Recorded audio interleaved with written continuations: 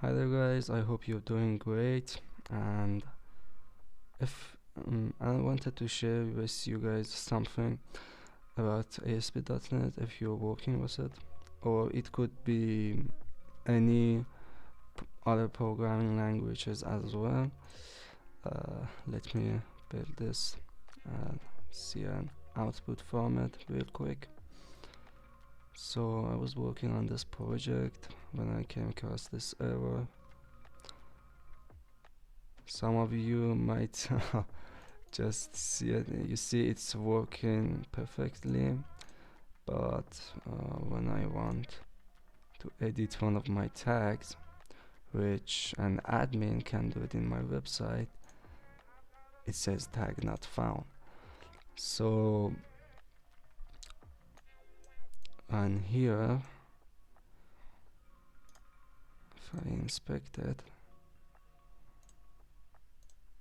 there are some errors, but none of them are actually what you can call it related to my problem. So you can use breakpoints in your code to see where you're doing wrong, but since I was working on this controller, this part of this admin tags controller, and this was the edit function, so I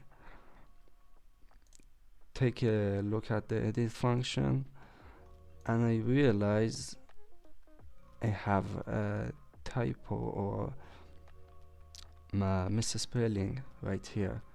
I'm saying if the tag was null, then do these things and return the view to me.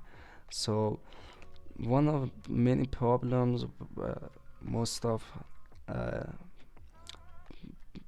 programming beginners have, we type so much fast when we are following tutorials that we don't pay attention to small details like this.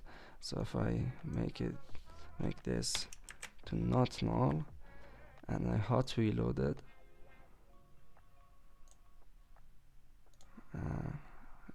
you see there's a still the same error, which is still fine.